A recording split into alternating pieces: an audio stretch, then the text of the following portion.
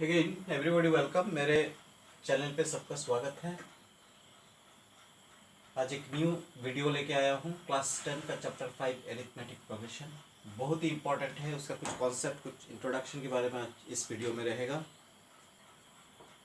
सबसे पहले सबसे रिक्वेस्ट है, मेरे चैनल को सभी सब्सक्राइब करो, बहुत ज़्यादा शेयर करो, बहुत ज़्यादा लाइक करो,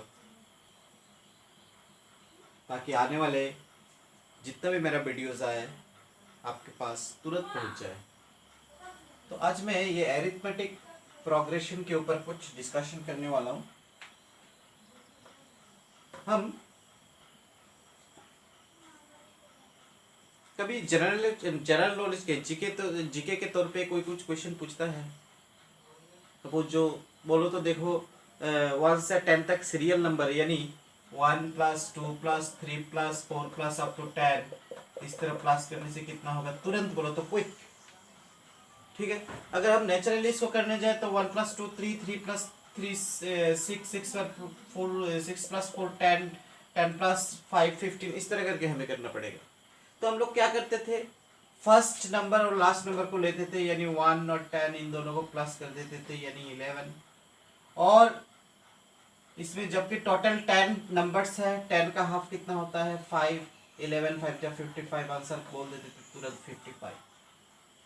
ठीक है, अगर इसी तरह क्वेश्चन पूछा जाए 1 से 20 तक सीरियली प्लस करना है तो कितना होगा, तो हम लोग इसको करते थे क्या, 1 और 20 को प्लस करते थे, दैट इज 21, और 20 का हाफ है 10, 21 × 10 that is 210। This is the answer. तुम सीरियली अगर एक एक को प्लस करके देखोगे यही रिजल्ट आएगा। इसी कॉन्सेप्ट से कुछ आया है एरिथमेटिक प्रोग्रेशन, बहुत इंटरेस्टिंग है। अब सपोज मान लो कोई हमें पूछा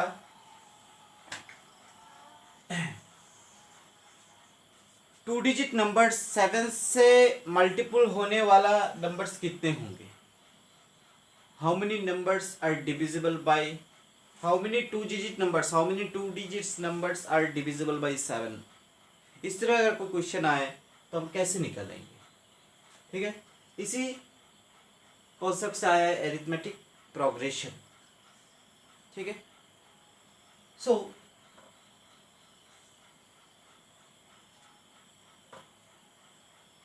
एरिथमेटिक प्रोग्रेशन में कुछ टर्म्स, जैसे कि A1 फर्स्ट टर्म हो गया। सपोज मैंने एक मान लिया, जैसे कि एक एग्जांपल के तौर पे मैं समझा रहा हूं।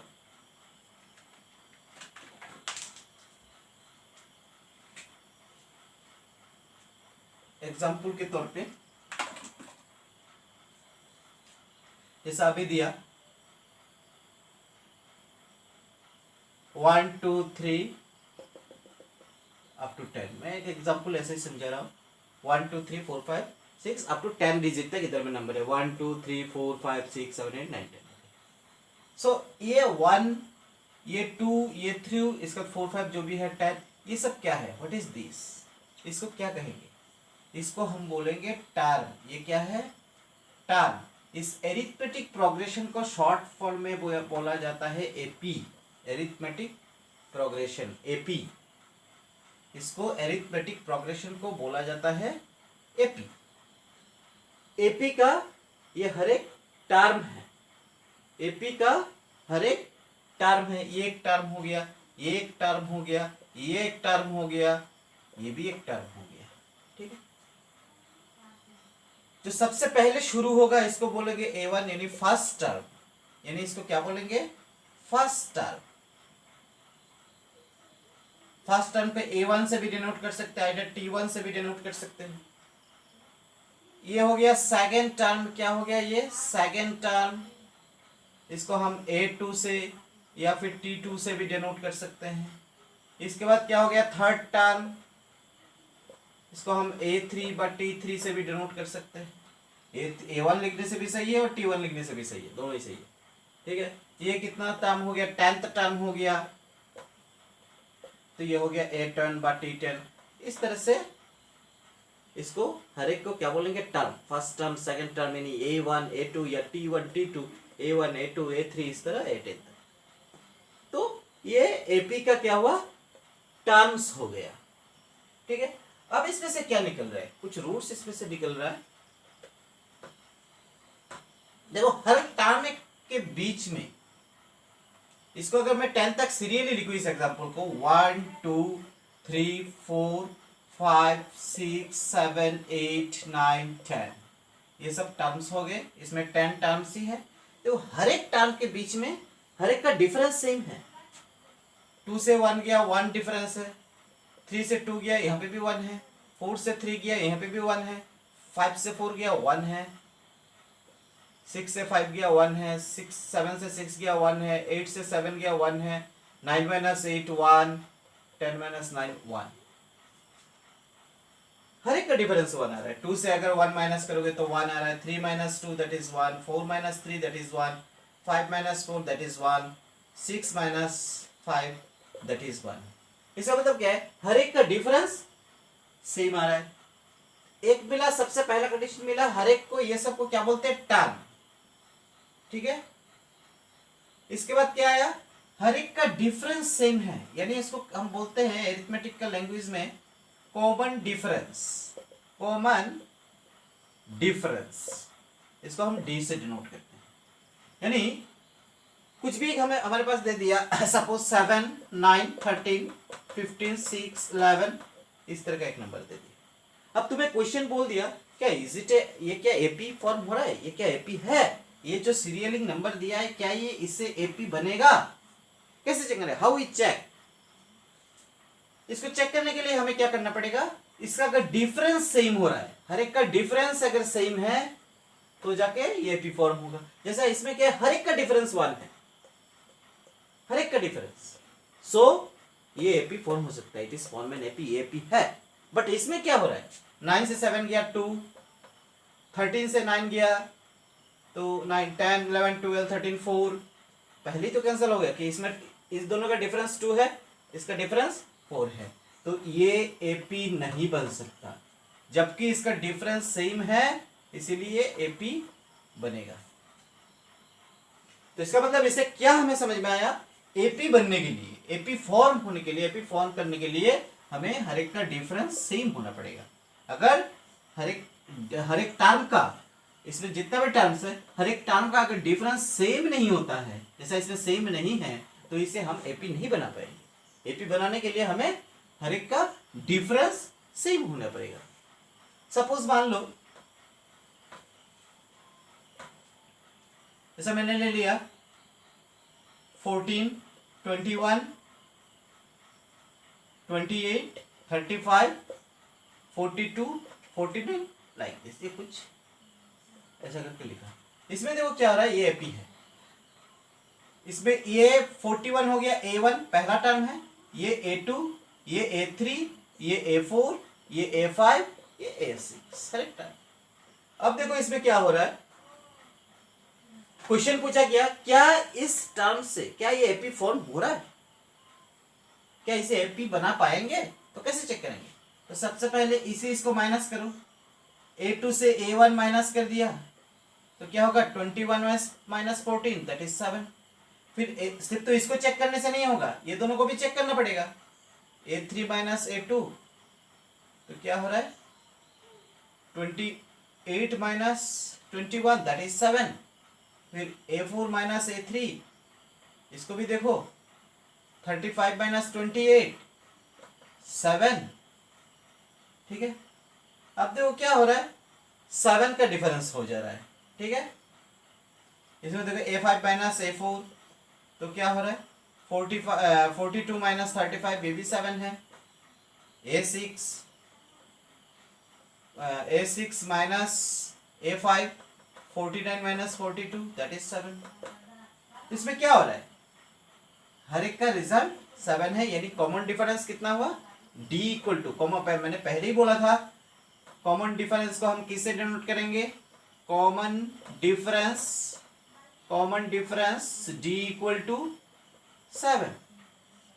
सो yes, so it is form an AP, इसे हम एपी बना पाएंगे क्योंकि इसमें सबका डिफरेंस सेम आया है।